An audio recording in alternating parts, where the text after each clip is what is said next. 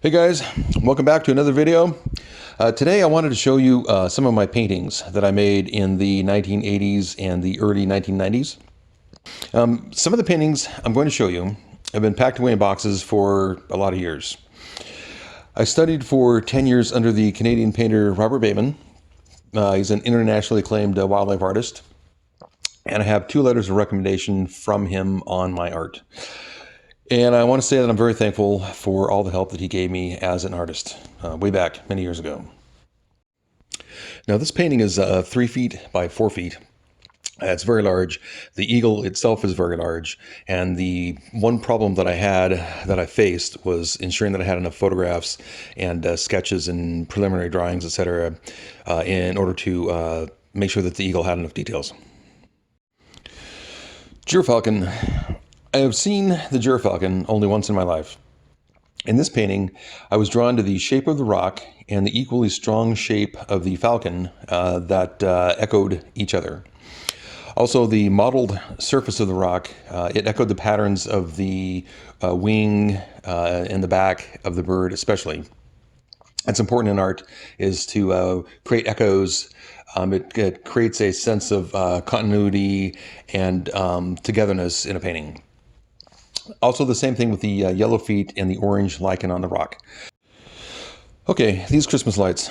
My son and I, one evening, were smoking cigars on the back deck, and he had his camera, and he put a filter on the lens it was about the time the sun was setting, and it really popped out and enhanced that orange light of the setting sun, which otherwise would have been really kind of just like a drab photo.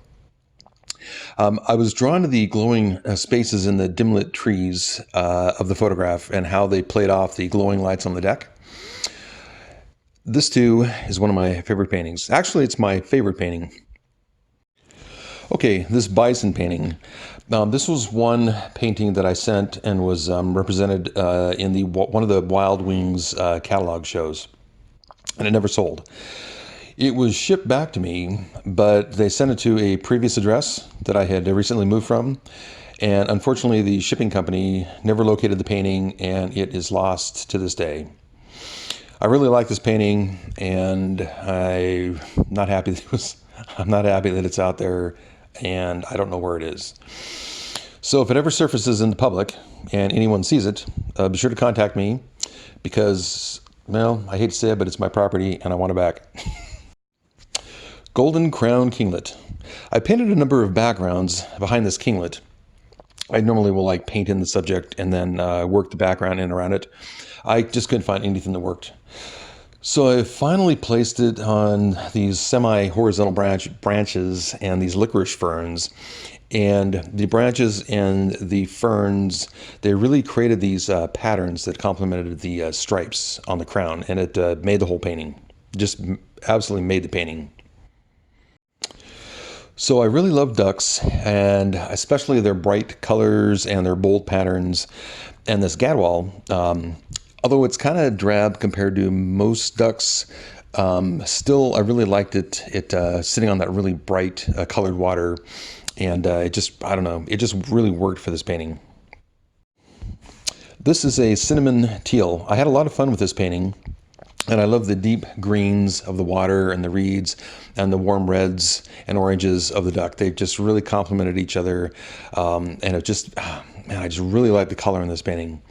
I also like the striped wing feathers and that little streak of blue and the way it echoed the strips the strips or the columns of the rising bulrushes in the background. And here we have a pre-study of that teal painting we just saw. It's a good example of how I used to rough in the subject matter, the subject of the painting, and then I would work in the background looking for colors and tones that complemented it. So anyway, it's just kind of an example of what I was talking about.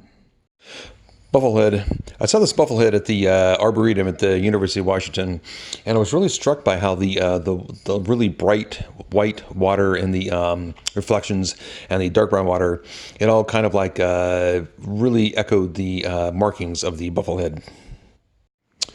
And here we have 2 pencil pre-studies. Sometimes I used to do preliminary studies for paintings before beginning a painting.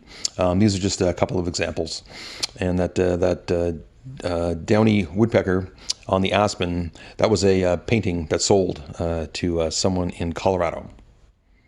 And in some ways, I wish that they could have this PreStudy to go along with that painting, because I don't know, it would be an important part of history for that painting.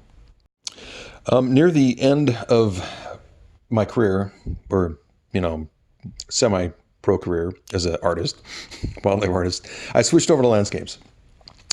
And this particular one is of Sedona. I painted it in oil in underlying glazes, and it simply glows. The painting is it just glows. And it's one of my wife's favorite paintings. I will also say that one thing I did is I used to paint in acrylic primarily. And when I started doing landscapes, I switched over to experimenting with other mediums, and oil was one of those. And here we have balanced rock in Arches National Park. My son and I have traveled Arches and Canyonlands a number of times over the last decade, and I will say that no matter what you paint there in Arches National Park, you can never go wrong.